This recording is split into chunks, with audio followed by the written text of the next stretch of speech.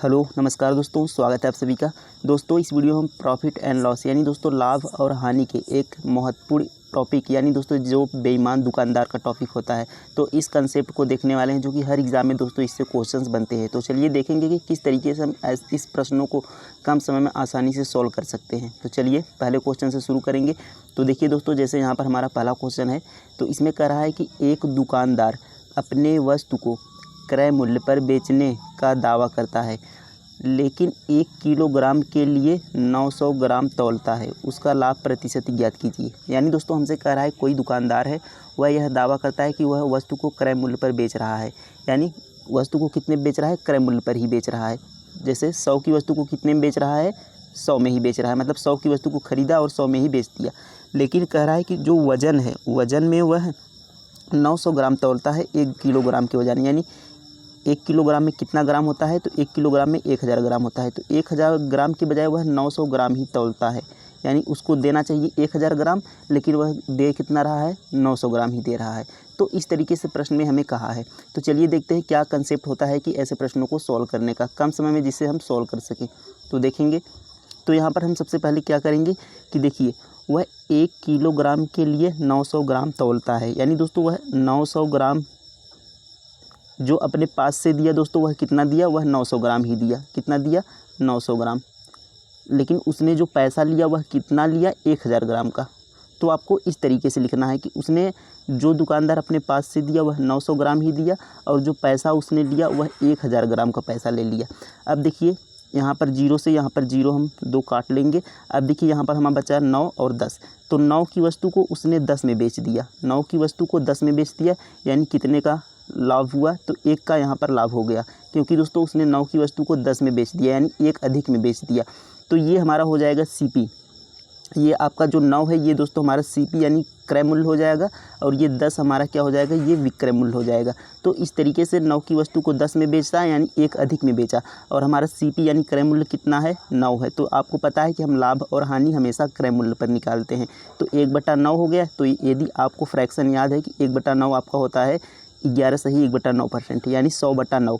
तो यहाँ पर आप 100 से गुणा भी कर सकते हैं, उससे भी आप कर, यहाँ पर देखिए हमने 100 से क्या कर लिया? गुणा कर लिया। तो 100 से गुणा कर लेंगे दोस्तों, तो ये हो जाएगा 100/9%। तो 100 के बटे यहाँ पर 9%, 100 के बटे 9% ये हमारा आंसर होगा। तो एक ऑप्शन दोस्तों यहाँ पर देखिए, ऑप्शन नंबर C 100 के बटे 9% इसका आंसर हो जाएगा। तो उम्मीद है इस प्रश्न को समझ गए होंगे कि किस प्रकार से हमें सॉल्व करना था। चलिए कुछ प्रश्न और रखें ताकि और अच्छे से हमें क्या हो जाए? क्लियर हो जाए। चलिए नेक्स्ट क्वेश्चन देखेंगे। अब देखिए दोस्तों यहाँ पर हमारा अगला प्रश्न है। तो इसमें हमें कहा है कि एक व्यक्ति क्रय मूल्य में 4% की हानि पर सामान बेचता है, लेकिन वह 40 ग्राम के बजाय 20 ग्राम तौलता है। उसके लाभ या हानि प्रतिशत क्या है? अब देखिए उसमें हमें कहा कि क्रय मूल्य की वस्तु को क्रय मूल्य पर ही बेच रहा है, यानी उसमें 100 की वस्तु को 100 में ही बेच रहा है। लेकिन इसमें कहा है कि क्रय मूल्य में 40% की हानि पर सामान बेचता है, यानी दोस्तों वह 100 की वस्तु खरीदता है, यानी क्रय मूल्य हमेशा 100% होता है, आपको पता है। तो 100 की वस्तु खरीदता है, लेकिन वह कितने में बेच रहा है? 4% की हानि, यानी 96 में। तो 100 में से 4 घटा देंगे, यानी 100 की वस्तु को 96 में बेच रहा है। अब देखिए हमसे कहा है, तो ये दोस्तों यहाँ पर हमारा बीच में अनुपात होता है। तो यहाँ पर आप अनुपात का साइन लगा लेंगे कि यहाँ 100 की वस्तु को कितने में बेच रहा है? 96 में। तो ये आपका अनुपात में होता है, इसे हम अभी काट सकते हैं। तो देखिए यहाँ पर आगे कहा है, लेकिन वह 40 ग्राम के बजाय 20 ग्राम तौलता है।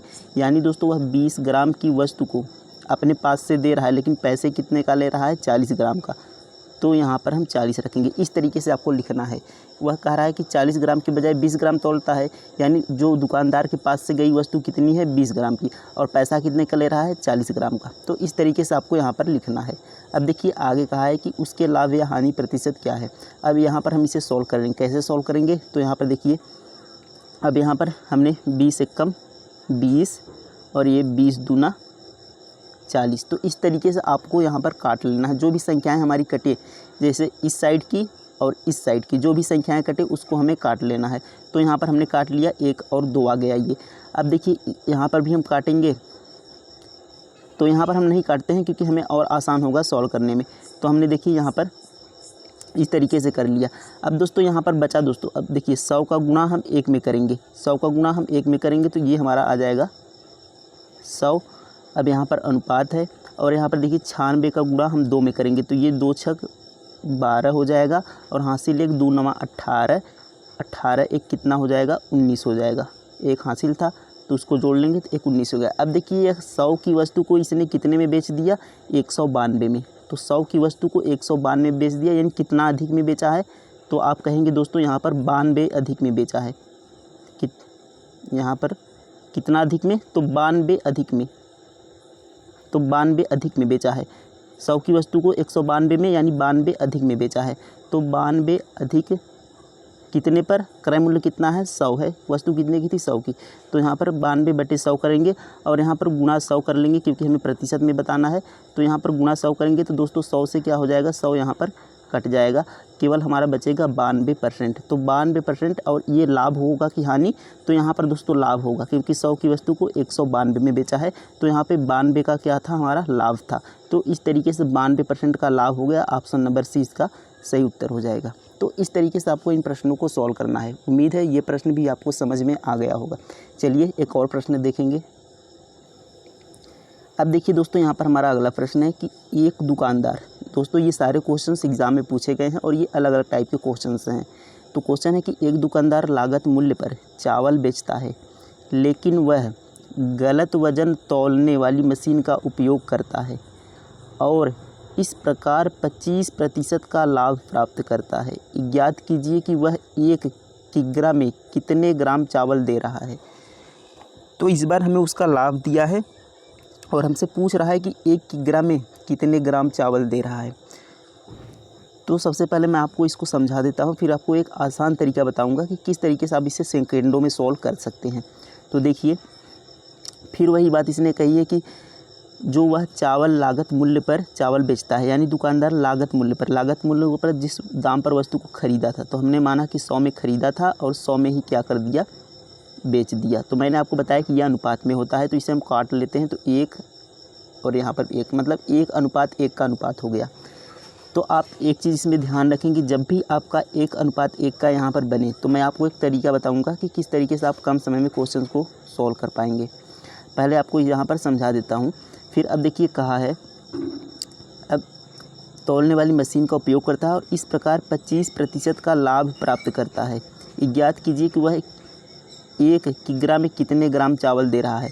तो मैंने आपको बताया कि 1 किग्रा में कितने ग्राम दे रहा है, तो 25% का लाभ कमा रहा है। यानी लाभ कब कमाएगा, जब दोस्तों वह पैसा लेगा 1 किग्रा का यानी 1000 ग्राम का, लेकिन सामान देगा केवल कुछ ग्राम का। जैसे 800 700 तो हम निकालेंगे, लेकिन यहाँ पर केवल कुछ ग्राम का यहाँ पर अपने पास से सामान देगा, लेकिन पैसा हमेशा 1000 ग्राम का लेगा। तो इस तरीके से वह लाभ कमाएगा।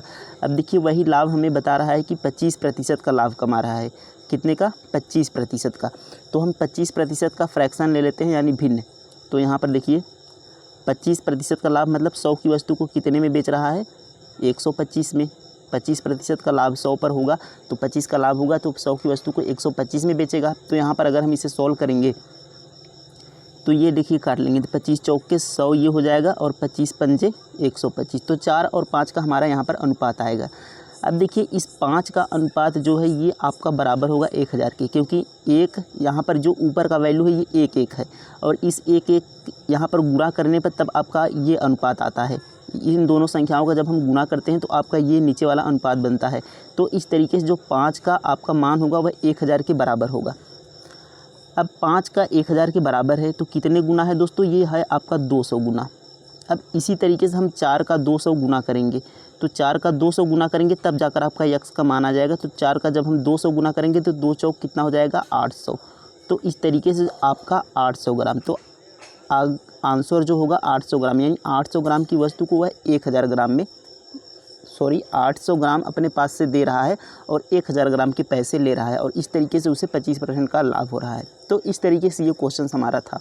अब इसका एक और आसान तरीका देखेंगे कैसे हम इसे कम समय में सॉल्व कर सकते हैं। तो देखिए जब भी आपको यहाँ पर लागत मूल्य पर ही वस्तु को बेचे और आपको लाभ यहाँ पर दिया हो तो डायरेक्ट हमें ये कर लेना है कि देखिए 100 की वस्तु को कितने में बेच दिया उसने 125 में बेच दिया, तभी तो 25% का लाभ हो गया। अब 100 की वस्तु को 125 में बेच दिया तो इसका हम अनुपात पहले लेंगे।